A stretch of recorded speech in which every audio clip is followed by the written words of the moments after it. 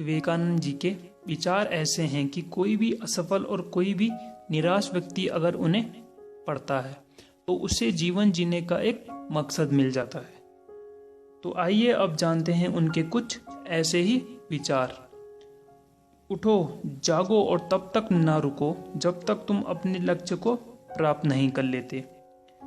जिस काम को करने की ठान लो तो केवल उसी काम को कर लो, नहीं तो लोगों का विश्वास आपसे उठ जाता है। जब तक आप खुद पर विश्वास नहीं करते तब तक आप भगवान पर भी विश्वास नहीं कर सकते। ब्रह्मांड की सारी शक्तियां पहले से ही आप ही के अंदर हैं। वो हम ही है जो अपनी आंखों पर हाथ रख लेते हैं और कहते हैं कि देखो कितना अंधेरा हो गया है। उठो मेरे शेरों और इस भ्रम को मिटा दो कि तुम निर्बल हो। तुम एक अमर जीव हो, स्वच्छंद जीव हो। आगे बढ़ो और अपने लक्ष्य को भेद कर दिखाओ। एक समय में एक ही काम को करने की आदत डालो और ऐसा करते समय अपनी पूरी आत्मा, अपनी पूरी शक्ति उस काम में डाल दो और बाकी सारे काम भूल जाओ। जिस दिन आपके सामने कोई समस्या ना आए तो उसी समय समझ जाओ कि आप सही रास्ते पर नहीं चल रहे हो। किसी भी चीज से डरो मत, तुम अद्भुत हो। निडरता ही है जो क्षण भर में तुम्हें आनंद दिला सकती है। जो तुम सोचते हो वो तुम हो जाते हो।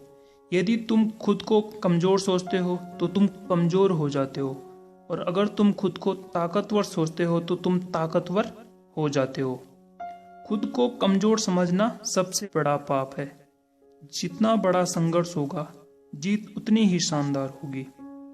किसी मकसद के लिए अगर खड़े हो तो एक पेड़ की तरह, और उस मकसद में अगर फेल होकर गिर जाओ तो एक बीज की तरह, ताकि दोबारा तुम एक पेड़ की तरह ही खड़े हो सको। इंसान को कठिनाइयों की आवश्यकता होती है, क्योंकि सफलता का आनंद उठाने के लिए ये बहुत आवश्यक है।